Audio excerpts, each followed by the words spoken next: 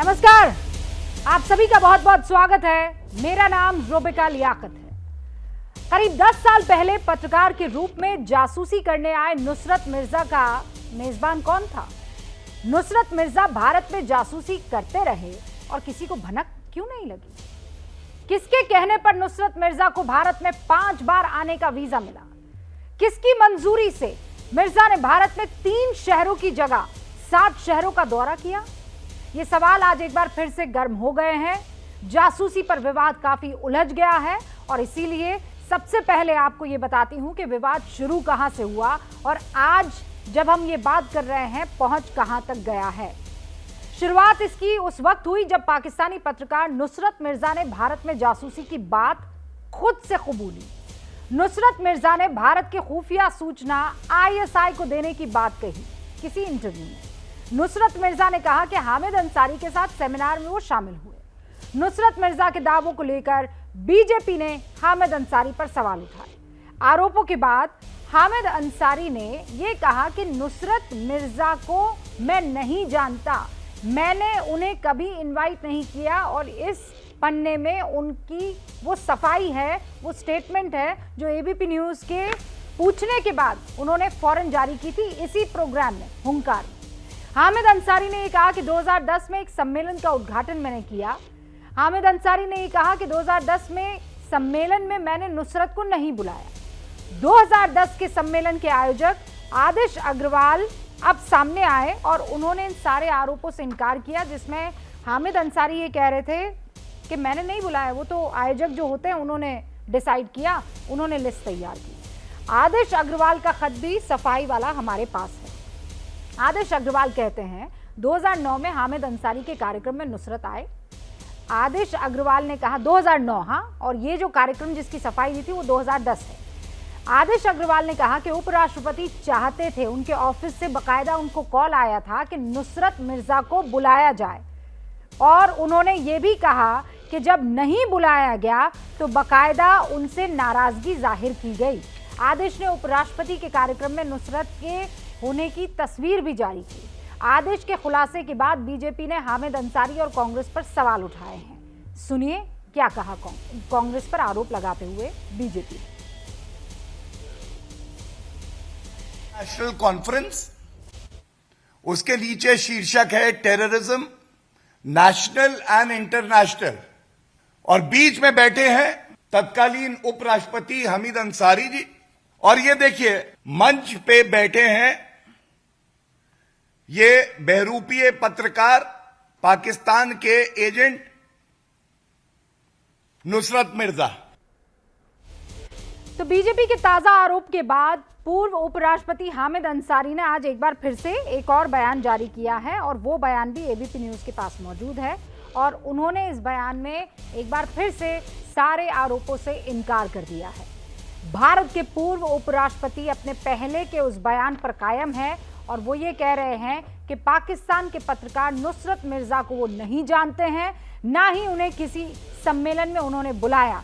ये 3-4 लाइनों में उन्होंने अपनी सफाई दोबारा पेश की है। अब 2 सम्मेलनों का जिक्र है, 2 साल का, इनफैक्ट 2010 का सम्मेलन हो या 2009 के आतंकवाद पर सम्मेलन या कोई दूसरा अफसर शामिल हो, हमने नुसरत मिर्जा को किसी कॉन्फ्रेंस में इनवाइट नहीं किया और ये भी कि ही नेवर न्यू, यानी हामिद अंसारी उनको नहीं जानते थे।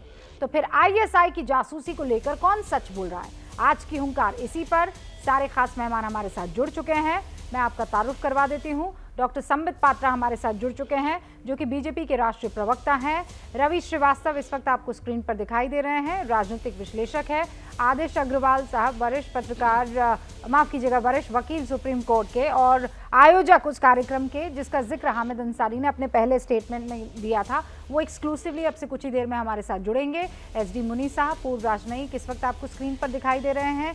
NK सूद साहब पूर्व अधिकारी हैं रॉ के और इन्होंने भी गंभीर आरोप पूर्व उपराष्ट्रपति पर लगाए हैं हामिद अंसारी पर, और इसीलिए आज इनका रहना, क्योंकि उस स्टेटमेंट में इस बात की भी सफाई है। और रशीद कुदवाई साहब आपको इस वक्त स्क्रीन पर दिखाई दे रहे हैं।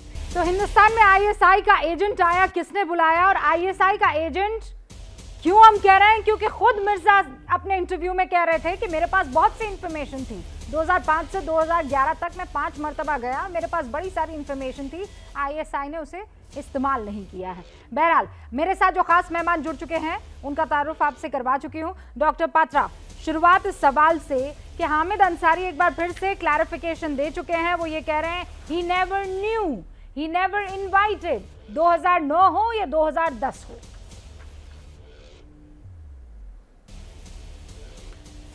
देखिए रूबिका जी, बड़ा आश्चर्य का विषय है कि जो क्लैरिफिकेशन पहले आया था और आज के क्लैरिफिकेशन में कोई ज़्यादा फर्क नहीं है, कोई एक्सप्लेनेशन नहीं है, केवल एक स्टेटमेंट है।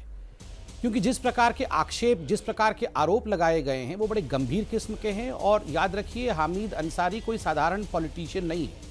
He is the longest serving vice president of India. 10 साल तक लगातार वाइस प्रेसिडेंट रहे हैं, उपराष्ट्रपति हिंदुस्तान के रहे हैं। तो स्वाभाविक है उनके कंधों के ऊपर एक बहुत बड़ी जिम्मेदारी है उत्तर देने का। और बाकायदा जो प्रश्न भारतीय जनता पार्टी ने पूछे हैं उनका एक एक करके उत्तर देना चाहिए। प्रश्न नंबर 1 है, आपने पहले केवल एक इवेंट के बारे में जिक्र किया। 2009 और 2010 2 इवेंट हुए थे। आपने बड़े कन्वीनियंटली एक को उसमें से दरकिनार कर दिया, एक ही का उत्तर दिया। दूसरा, क्या यह हकीकत नहीं है जब वाइस प्रेसिडेंट, प्रेसिडेंट या प्राइम मिनिस्टर किसी एक मंच पे बैठते हैं जिसके साथ वो मंच साझा करते हैं, उनकी लिस्ट उन्हें दी जाती है, उस लिस्ट में जो लोग बैठते हैं उनकी क्रेडिबिलिटी की जांच की जाती है, उसके बगैर वो बैठ ही नहीं सकते। तीसरा, जो ऑर्गेनाइजर हैं, जो शायद आपके शो में भी जुड़ेंगे, अग्रवाल जी, आदिश अग्रवाल, कल से वो बड़े स्पष्टता के साथ कह रहे हैं कि उनको फोन आया था वाइस प्रेसिडेंट की ऑफिस से। वो ऑफिस सेक्रेटरी का नाम भी ले रहे हैं और कह रहे हैं कि मुझे बकायदा बताया गया कि आप अगर नुसरत मिर्जा को नहीं इनवाइट करेंगे तो मैं नहीं आऊंगा। इनवाइट आप देखते हैं बाद में कैसे 1 घंटे के कार्यक्रम जहां उनको रहना था 20 मिनट ही रहते हैं, because he was not happy.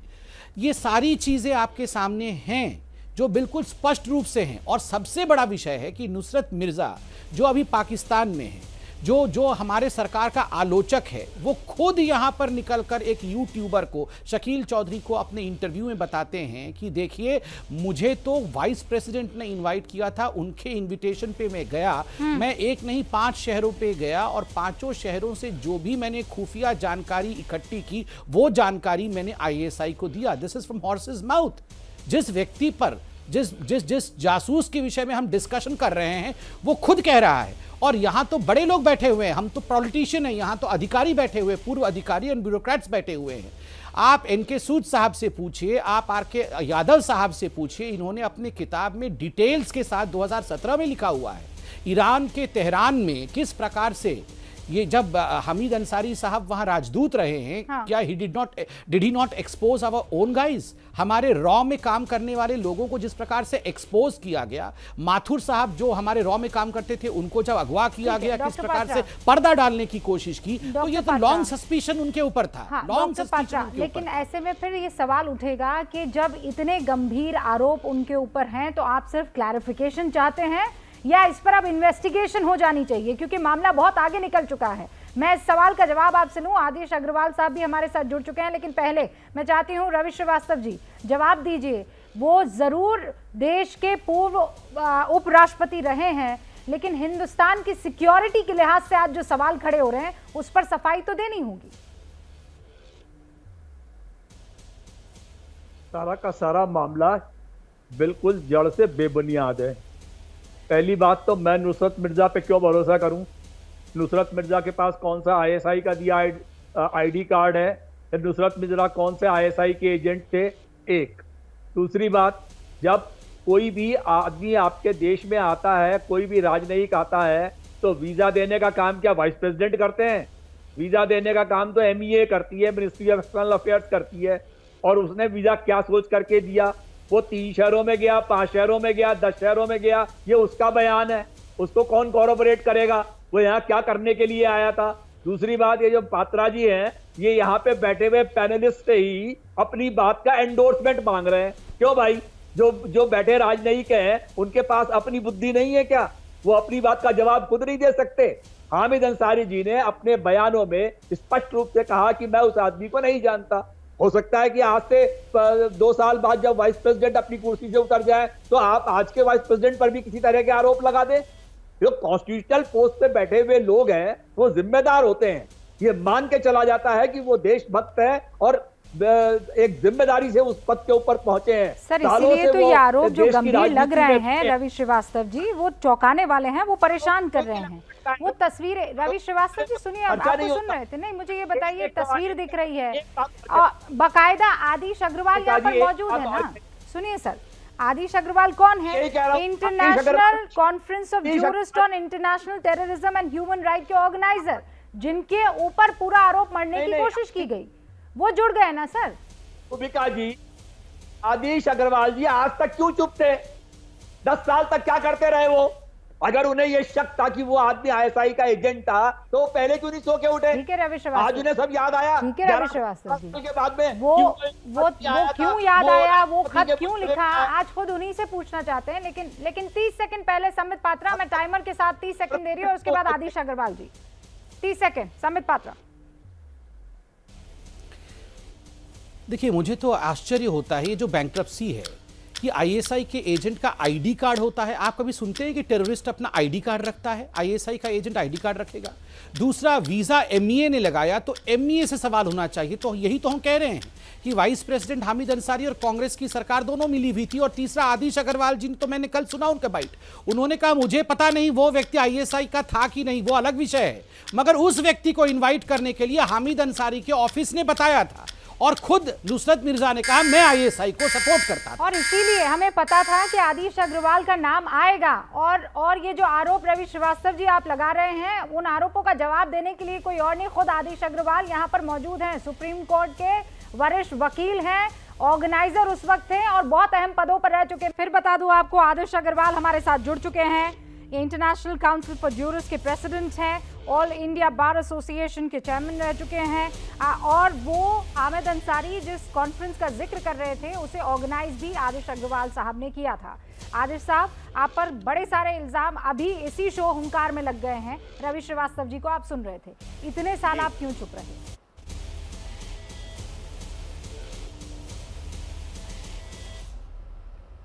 Srivastava साहब को कुछ मालूम नहीं है। हमने जब अब ये पहली बार जब पाकिस्तान के नुसरत मिर्जा की जब ये एक इंटरव्यू आया, उन्होंने ये पहली बार नहीं बोला।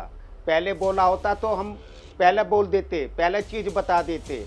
हमने कभी ये नहीं सोचा था कि उनकी बैकग्राउंड ये है। मैंने सोचा कि वाइस प्रेसिडेंट को किसी ने रिक्वेस्ट किया कि मेरे को आप बुलवाइए। वाइस प्रेसिडेंट साहब नाराज, मैं उनकी रिक्वेस्ट को मैंने ठुकरा दिया। मैंने उनकी बेइज्जती करने के लिए नहीं, क्योंकि हमने देखा कि पाकिस्तान का जब टेररिज्म के ऊपर हम कॉन्फ्रेंस कर रहे हैं, हम पाकिस्तान को टेररिस्ट स्टेट मान रहे हैं, वो पैट्रोनाइज कर रहा है, हमारे देश में गड़बड़ करा रहा है। तो इसलिए मैंने पाकिस्तान के जो चीफ जस्टिस इफ्तिकार मोहम्मद चौधरी, जो हमारे इंटरनेशनल काउंसिल ऑफ ज्यूरिस्ट के वाइस प्रेसिडेंट है, मैं प्रेसिडेंट हूं और वो वाइस प्रेसिडेंट, मैंने उनको नहीं बुलाया। मैंने बार काउंसिल पाकिस्तान के ऑफिस बेरर्स को नहीं बुलाया, जिन्होंने हमारे को फेलिसिटेट उतरे फंक्शंस में पाकिस्तान बुलाया। Supreme court bar association Pakistan को नहीं बुलाया। ये इसलिए नहीं बुलाया क्योंकि टेररिज्म की जब बात हो तो हमारे आदमी पाकिस्तान को ब्लेम करेंगे, और वो यहाँ पर हाजिर हो, उनके सामने पाकिस्तान को ब्लेम करा जाए तो वो उसको डिनाई करेंगे, बीच में रोक टोकी होगी, और उससे हमारा जो एक कोर्डियल तरीके से जो कॉन्फ्रेंस होनी है वो वाले में दिक्कत होगी। मुझे मालूम नहीं था कि उनकी ये बैकग्राउंड है। अगर ये बैकग्राउंड होते तो हम पहले बोल देते। जब ये इंटरव्यू आया, जब ये सारी चीजें आई, यहाँ के ये बीजेपी वालों ने और उठाया और उस हाँ, आदिश अग्रवाल साहब, और एक और, मैं जब भी नहीं आता, मेरे को जो यहाँ जो इनके सोशल मीडिया में हाँ, बात पूरी कर लीजिए आप। हाँ बोल, मैं जब जो कांग्रेस का सोशल मीडिया के जो ये ट्विटर है, उसके ऊपर मेरे ऊपर ये ऐसा लिखा गया, एक बोले भारत हुए है, no Hamid Ansari did not invite Pakistani journalist Nusrat Mirza to ICJ 2010 seminar in Delhi, in India. The seminar was organized by International Council of Jurists, whose founder is Modi Bhakt Adish Agarwala. Hamid Ansari was just a guest in the seminar. So and then it says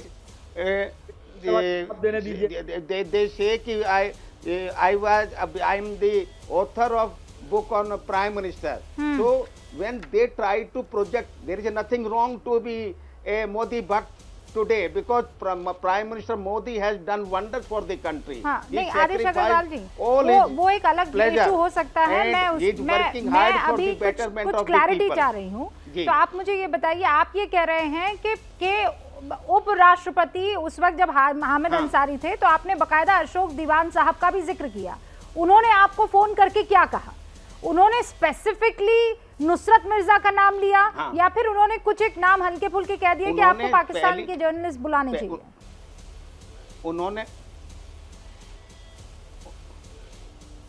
उन्होंने मेरे को बुलाया था जब approval programme की हो गई थी। हाँ। तो मैं वाइस प्रेसिडेंट सेक्रेटरिएट में उनसे मिला उनके बुलाने पर, और उन्होंने मेरे से प्रोग्राम का कहा कि जो आपने 1 घंटे का होता है नॉर्मल, वो प्रोग्राम में वाइस प्रेसिडेंट साहब रहेंगे, मिनट टू मिनट प्रोग्राम बना लेना और वो हमको भेज देना। और साथ में उन्होंने कहा वाइस प्रेसिडेंट साहब चाहते हैं कि पाकिस्तान के एक बड़े मशहूर जर्नलिस्ट हैं नुसरत मिर्जा, आप उनको भी इनवाइट करके बुला लेना। तो हमने उनकी बात सुन ली। उन्होंने समझा, सुनने का मतलब कि हमने कोई रिएक्ट नहीं किया, कुछ बोला नहीं, क्योंकि उस टाइम तो हमने भी डिसीजन नहीं लिया कि पाकिस्तान से पूरा कोई नहीं बुलाना है। तो उसके बाद जब उनको पता चला on the eve of the conference, हमारी 11 दिसंबर को कॉन्फ्रेंस थी, जब 10 तारीख को मिस्टर अशोक दीवान मेरे मोबाइल पर शाम को फ़ोन करते हैं कि मिस्टर अग्रवाल, आपने वाइस प्रेसिडेंट साहब का जो रिक्वेस्ट करी थी उनको पाकिस्तान के जर्नलिस्ट को बुलाने का, आपने नहीं बुलाया, इस चीज़ पर वाइस प्रेसिडेंट साहब नाराज़ हैं। अब वो आपके प्रोग्राम में 1 घंटा नहीं रहेंगे, वो केवल 20 मिनट रहेंगे। तो मैंने कहा, और बोले कि अपना प्रोग्राम जो आपने मिनट टू मिनट प्रोग्राम बोला है उस तरीके से अमेंड कर लीजिए। मैंने कहा ये पॉसिबल नहीं है, ये इंटरनेशनल कॉन्फ्रेंस है, वाइस प्रेसिडेंट साहब अगर नाराज या बहुत बिजी हैं। ठीक है, मैं जरा अब इस मसले पर बात करूं। रवि जी, मैं आपके पास आऊंगी, मेरे पहले 3 और मेहमान हैं, उनसे मैं बात कर लेती हूँ। रशीद किदवई साहब, आपने सुना, क्यों हामिद अंसारी साहब को इतना इंटरेस्ट होगा कि वो पाकिस्तान के किसी मशहूर जर्नलिस्ट को बुलाएं? क्या वजह हो सकती है? और ये कोई और नहीं, आदिश साहब बोल रहे हैं।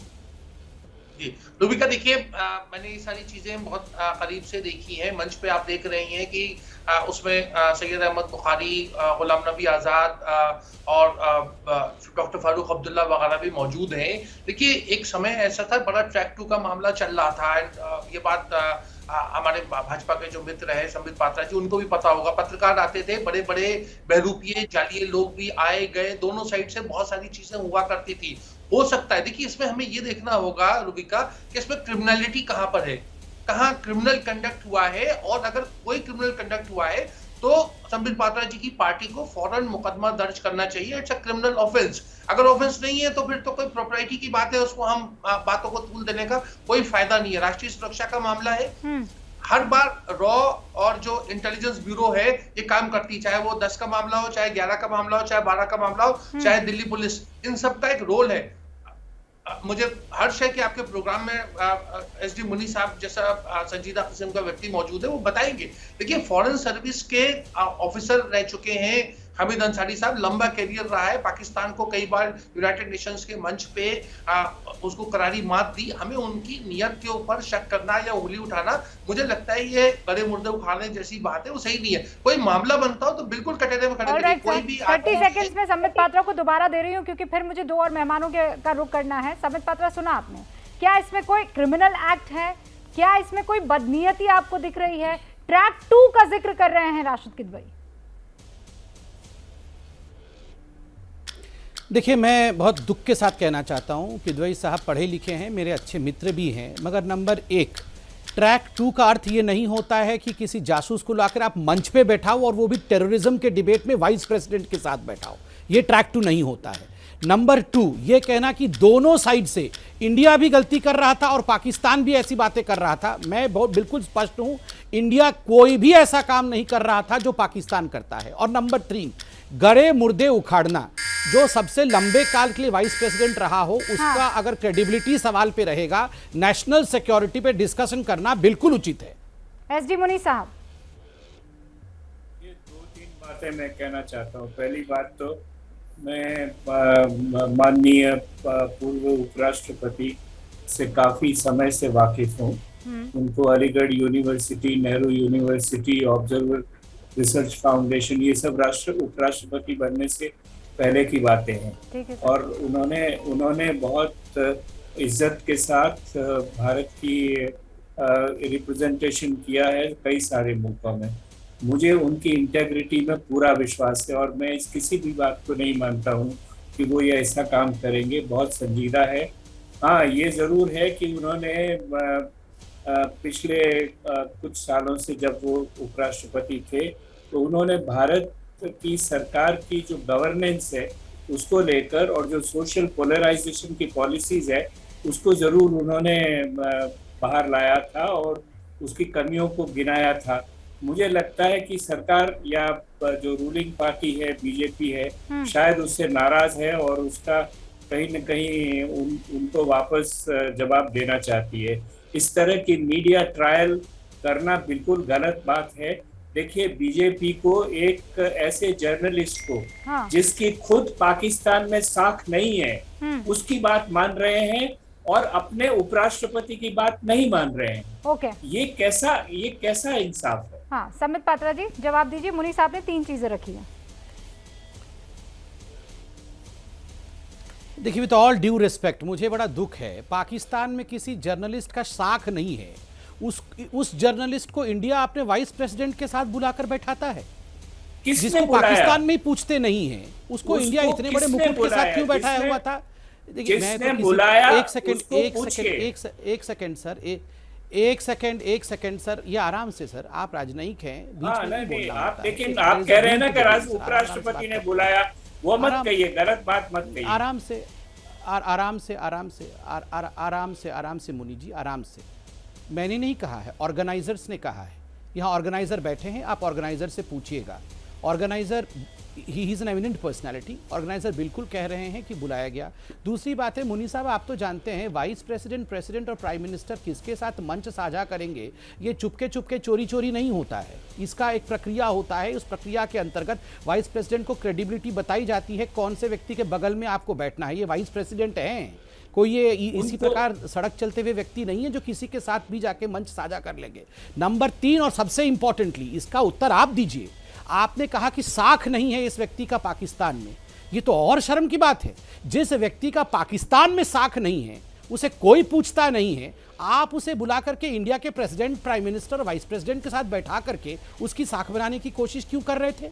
और मुझे बताइए रूबिका जी, वाइस प्रेसिडेंट ऑफ इंडिया एक ऐसे व्यक्ति के साथ बैठे जो व्यक्ति कह रहा है कि यस, आईएसआई के साथ मेरे रिश्ते हैं, उस पे इस देश में डिस्कशन तक नहीं हो सकता है, और ये लोग डेमोक्रेसी की दुहाई देते हैं। क्यों नहीं होगा? और यहां पर केवल एक विषय नहीं है, जब एक और एक ऐड होता है तब जाके ये सारी चर्चाएं होती हैं। रॉ के किताबों के माध्यम से कई बड़े बड़े अधिकारियों ने लिखा है रॉ के विषय में। क्या ये हकीकत नहीं है कि इन अधिकारियों ने हमीद अंसारी के ऊपर खुलासा किया है? हमीद अंसारी ने जिस प्रकार हिंदुस्तान के रॉ के साथ धोखा किया तमाम है, चीजों पर जो मुद्दा है वो उठेगा, और इसीलिए एनके सूद साहब भी हमारे साथ है।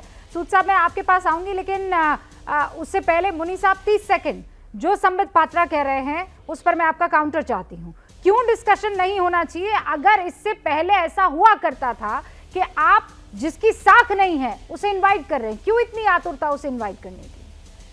देखिए, विदेशी में बहुत सारे लोग, अभी मैं नाम नहीं लेना चाहता था लेकिन आप मुझे जबरदस्ती में खींच रही है।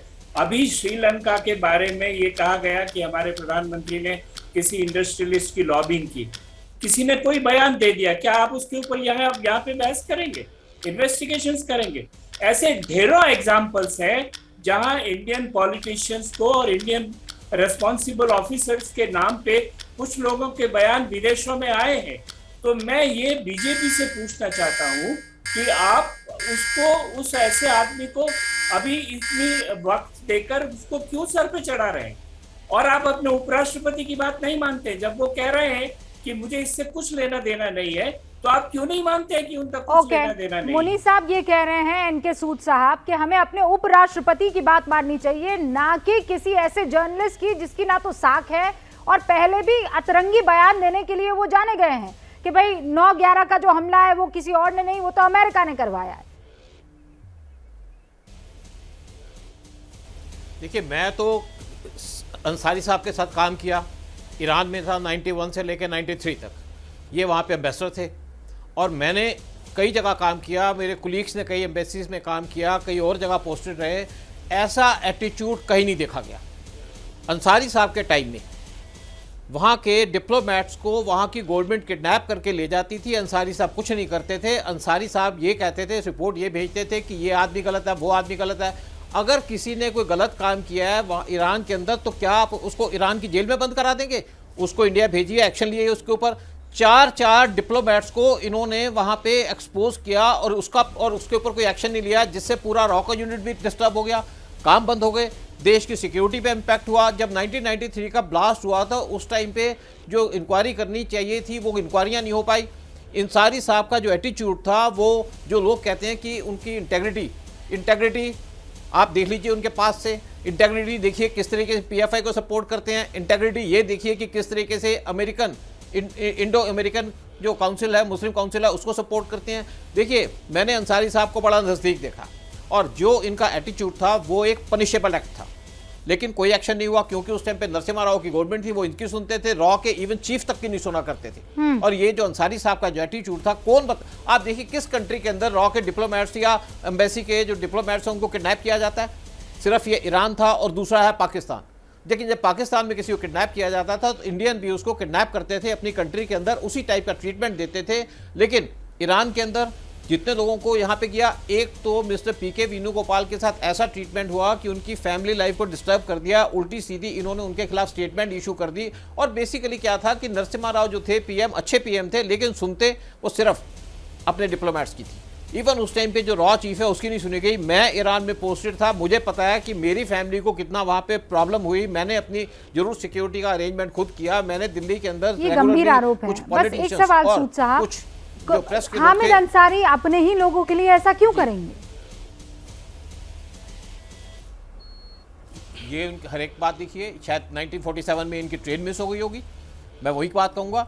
बहुत से ऐसे लोग हैं मैं जानता हूँ यहाँ पे जो अपने मुस्लिम्स भी हैं, बड़े नेशनलिस्ट हैं, लेकिन इनकी तरफ अगर बात करें, किसी ने भी, हमारे एम्बेसडर्स रहे हैं बहुत सारे, मैं उनके साथ काम किया है, लेकिन किसी ने ऐसा काम नहीं किया जो अंसारी साहब ने किया है। और जहाँ तक आप ईरान गवर्नमेंट की बात करें, ईरान से हमारे बड़े अच्छे रिलेशन है। ईरानियन गवर्नमेंट की अगर बात करें, ईरानियन इंडियंस को ज़्यादा पसंद करते हैं बजाय पाकिस्तानीज को। और ईरान के अंदर आज भी हमारे अच्छे रिलेशन है। जब 1993 का जब यहाँ पे इशू हुआ था तो वहाँ पे ईरान का कोई इन्वॉल्वमेंट नहीं मिली। हमारा सिर्फ यही काम था, देखने इंडिया की सिक्योरिटी को। और मैंने कभी आकर के अंसारी साहब पे क्वेश्चन नहीं उठाया, लेकिन इनको जब पी चिदम्बरम के एक खास आदमी केसी वर्मा, उनको रॉ का चीफ बना दिया, उन्होंने कोई इंटेलिजेंस में काम नहीं किया और उन्होंने जो रॉ का रेजिंग डे था उस पर अंसारी साहब को बुला लिया। अंसारी साहब को यहाँ पे रॉ के ऑफिसर्स ने मना किया कि उनको ना बुलाओ, लेकिन उन्होंने बुलाया क्योंकि उनको चिदम्बरम साहब से वहाँ पे डायरेक्शन थी। और दूसरी बात यह है कि अंसारी साहब ने आकर के ऐसी ऐसी बातें की जिससे सारे रॉ के लोग शर्मिंदा हो गए। अब दूसरी बात मैं एक और कहूँगा, कुछ लोगों ने क्वेश्चन रेज किया है कि वीजा की बात। वीजा किसको कैसे दिया जाता है? वीजा देता है एमईए के लोग, लेकिन जो हमारे रूल्स होते हैं स्पेशली पाकिस्तानीज के लिए कि मतलब पाकिस्तानी को हम वीज़ा देंगे, इतने पीरियड का देंगे और इतने जगह विजिट करने का देंगे। अगर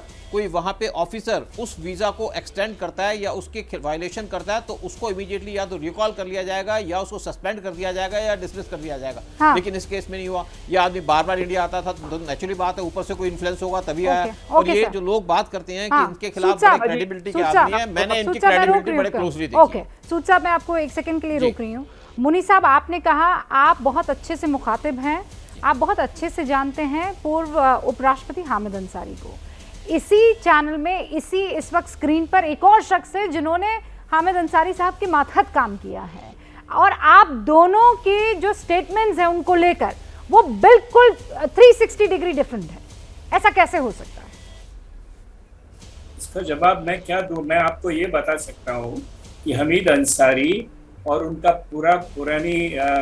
उनके पिताजी, उनके पुराना खानदान नेशनल स्ट्रगल से जुड़ा हुआ है। आज की बात नहीं है ये, और ये बहुत शर्मिंदगी की बात है कि हम इस तरह की बहस आज यहाँ पर कर रहे हैं एक ऐसे व्यक्ति के नाम से के आधार पर जिसकी, जैसा मैंने कहा कि जिसकी साख खुद अब उसके देश में नहीं है, जिसको खुद वहां पर उसकी कोई क्रेडिबिलिटी नहीं है, उसको हम आज इतनी सारी क्रेडिबिलिटी देके हमारे एक माननीय उपराष्ट्रपति पर लांछन लगा रहे हैं। ये हमारा नया नेशनलिज्म है, जिसको देख के मुझे शर्म आती है। पर मुनीर साहब, सूद साहब तो अभी उस पर गए ही नहीं, उस कॉन्फ्रेंस का तो जिक्र ही नहीं कर रहे हैं।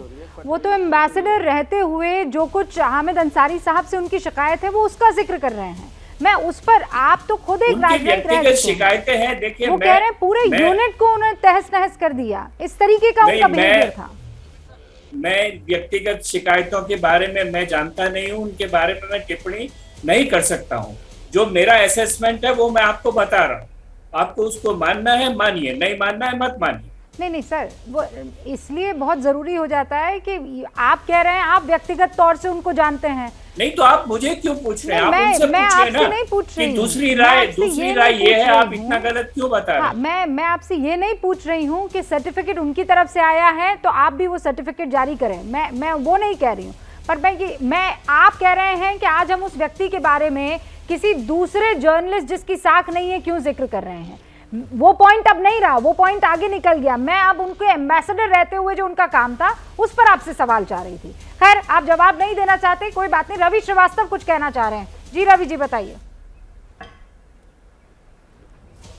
मैं भी एक सेंट्रल गवर्नमेंट का बहुत रिस्पॉन्सिबल ऑफिसर रहा हूँ 30 साल तक, और मैं एक चीज में बहुत अफसोस होता है मुझे कि पूर्व अधिकारी होने के बाद हमें वो सारी बातें याद आती हैं जो हमें अधिकारी रहते याद नहीं आती। अगर इतनी रेगुलरिटीज थी उनके कंडक्ट में या उनके किसी भी आचरण में, तो उनके जो मातहत काम करने वाले लोग थे उन्होंने आवाज क्यों नहीं उठाई? उन्होंने जो अधिकारी थे उनसे उनकी बात क्यों नहीं गई? तब तो वो उपराष्ट्रपति नहीं थे, तब तो वो केवल डिप्लोमेट थे, केवल एम्बेसडर थे। आप बोल सकते थे मिनिस्ट्री ऑफ एक्सटर्नल अफेयर्स सकते थे। आपके इस सवाल का जवाब समृद्ध पात्रा भी देना चाहते हैं और सूद साहब भी देना चाहते हैं। सारे खास मेहमान जुड़े हुए हैं। आदेश अग्रवाल साहब, मुझे पता चला है कि आप जाना चाहते हैं, आपका कहीं और कमिटमेंट है। उससे पहले आप लगातार कोई बात कहना चाह रहे थे, मैं आपके पास नहीं आ पाई थी, और उस सवाल के साथ मैं चाहती हूँ जवाब दे दीजिए। रवि जी ये कह रहे थे आप लोगों को बड़ा देर से याद आता है, हामिद अंसारी का कंडक्ट अच्छा नहीं था, वो आज आपको याद आ रहा है। याद देखिए, हमारे लिए कोई आदमी 15 मिनट आए, हमने तो उनको अपना इनविटेशन कैंसिल ही कर दिया था। वो तो जबरदस्ती आ गए, 20 मिनट हमारा वो नहीं था, 1 घंटे में उनको रहना चाहिए था। और ये इंडिया की इज्जत उन्होंने खराब करी है कि 1 घंटा प्रोग्राम होना चाहिए, उसके अंदर बीच में जा रहे हैं बिना कोई इमरजेंसी के। आज शुक्र है पर संबित पत्रा साहब यहाँ पर हैं, मैं उनसे रिक्वेस्ट करूंगा, आपकी सरकार है। अभी मिस्टर अशोक दीवान जिन्होंने हमको बोला था कि जो है वाइस प्रेसिडेंट साहब ने रिक्वेस्ट करी है कि इनको आप बुलाइए पाकिस्तान के जर्नलिस्ट को, और बाद में उन्होंने ही बताया कि वाइस प्रेसिडेंट नाराज हैं क्योंकि आपने उनको नहीं बुलाया, और उन्होंने 1 घंटे की जगह 20 मिनट का प्रोग्राम कर दिया। अभी भी mister Ashok Diwan is real a witness, he can be give true information कि उन्होंने हमको बोला या नहीं बोला। हो सकता है वो झूठ बोलें, परंतु उनके पास ये कोई जवाब नहीं होगा कि वाइस प्रेसिडेंट साहब 20 मिनट ही क्यों आए, उनके लिए क्या कोई अर्जेंट काम पड़ गया था, और वो भी 12 घंटे पहले पता चल गया। प्राइम मिनिस्टर को जल्दी हो सकती है, कोई कैबिनेट मिनिस्टर को हमने बुला रखा है, वहाँ प्राइम मिनिस्टर ने जो है कोई कैबिनेट मीटिंग बुला ली तो वो हमारे प्रोग्राम से बीच में जाना पड़ेगा।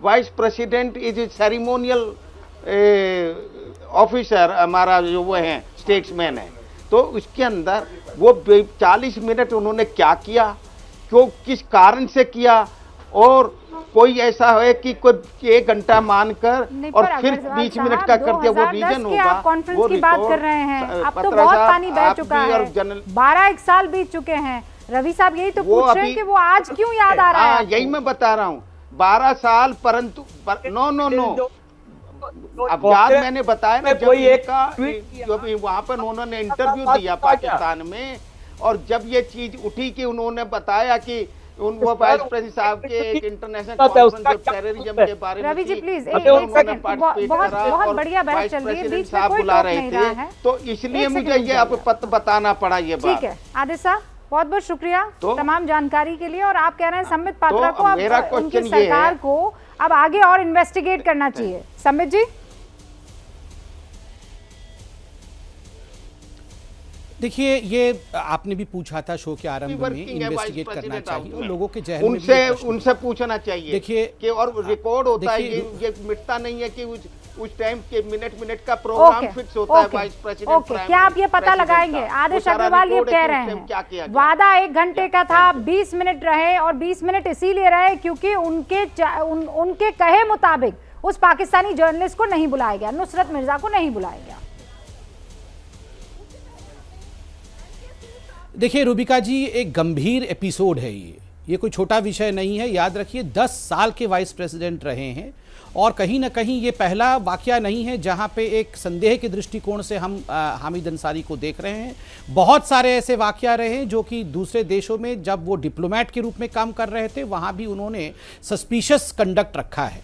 स्वाभाविक रूप से ये इन्वेस्टिगेट होना चाहिए, नहीं होना चाहिए, ये विषय पे आज हम डिबेट कर रहे हैं। मुझे लगता है ये विषय इतना गंभीर है कि इस पर जरूर एक सतह होती है जिस सतह के नीचे ये सारी इन्वेस्टिगेशंस, ये सारी चीज़ें जरूर जो हमारी इंटेलिजेंस एजेंसीज हैं वो देखती हैं। बहुत सारी चीज़ें पब्लिक डोमेन पे नहीं आती है, बहुत सारी चीज़ें वो जो ऑफिस की गरिमा होती है उसको ध्यान में रखते हुए पब्लिकली जो इन्वेस्टिगेटिंग एजेंसीज है वो कहती नहीं है, मगर सतह के नीचे जरूर इन विषयों पर ध्यान रखा जाता है। और मुझे पूरा विश्वास है नेशनल सिक्योरिटी से बड़ा कोई विषय नहीं है, चाहे कोई भी व्यक्ति हो सकता है। याद रखिए देश में कोई वीआईपी कल्चर नहीं है। हाँ।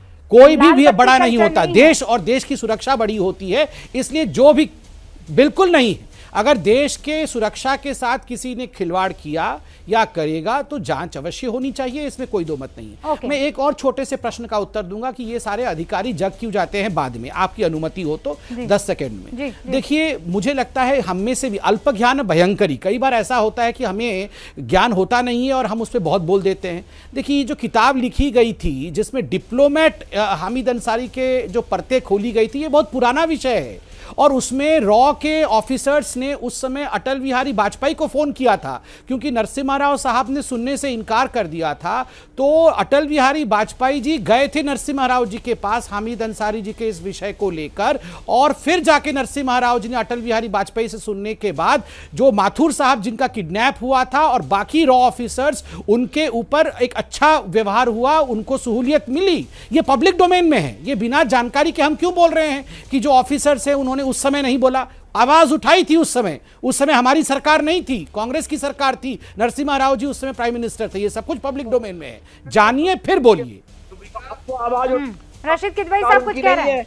रवि जी एक सेकंड, हमारे मित्र संबित पात्रा ने एक के बाद एक मतलब व्हाइट बोर्ड फेंके जा रहे हैं।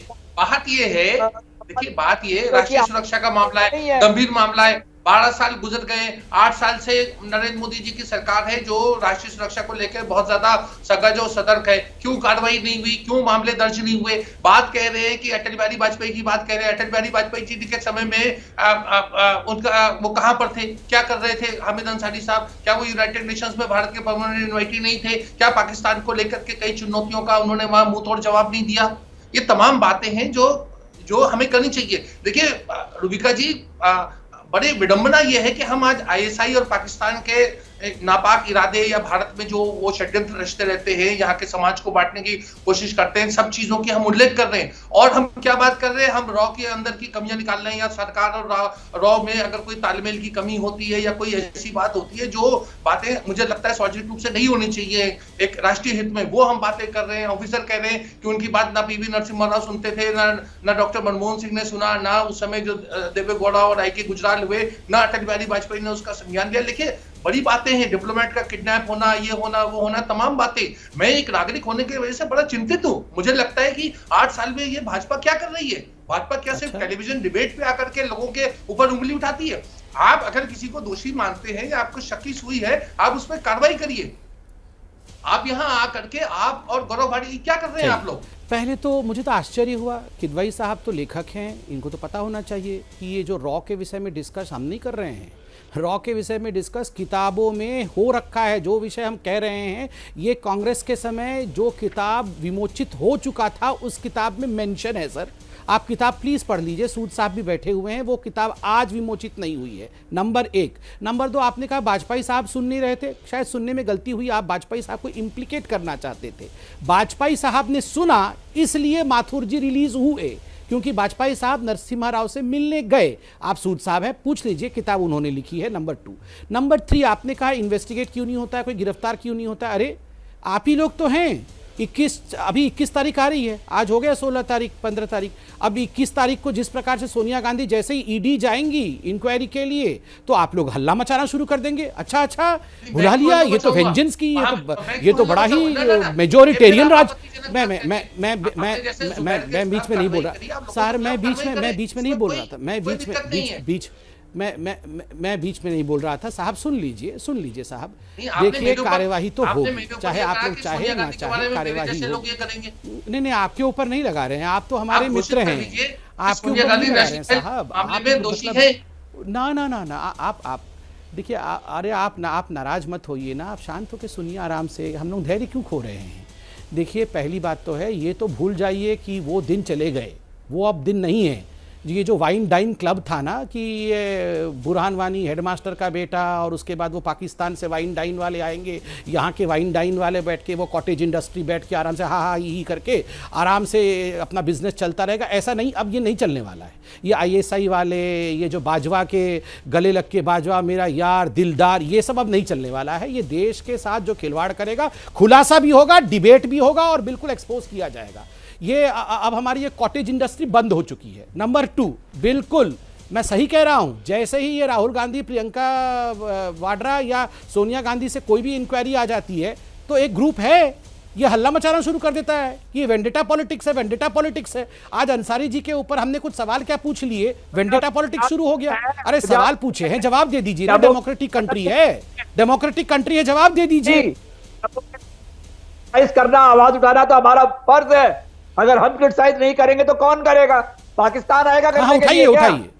अरे श्रीवास्तव जी, आवाज सड़कों पे उठाइए, हर जगह जाइए, कौन रोक रहा है? बिल्कुल आप प्रोटेस्ट कर दीजिए। रवि श्रीवास्तव जी, घर के बाहर जाके प्रोटेस्ट करिए, कौन रोक रहा है? साहब, सूद साहब, मुनी साहब, आप सभी का बहुत बहुत शुक्रिया। सुना, देखिए डिबेट हुई, बहुत कायदे से सारी बातें सुनी गई हैं, लेकिन अब हामिद अंसारी साहब को आना चाहिए ये 4 लाइन के स्टेटमेंट नहीं, कायदे से बैठकर एक एक सवाल का जवाब देना चाहिए, क्योंकि गंभीर प्रश्न उठे हैं। मुनी साहब कह रहे हैं कि ये प्रश्न जो है एक ऐसे शख्स ने उठाए हैं जिसकी खुद की कोई वैल्यू नहीं है। ठीक है, वो पाकिस्तानी पत्रकार हैं, लेकिन आदर्श अग्रवाल, सूद साहब, ये तो हिंदुस्तानी हैं और इनकी क्रेडिबिलिटी है, और ऐसे में इन सवालों के जवाब मिलने ही चाहिए। ABP न्यूज आपको रखे आगे।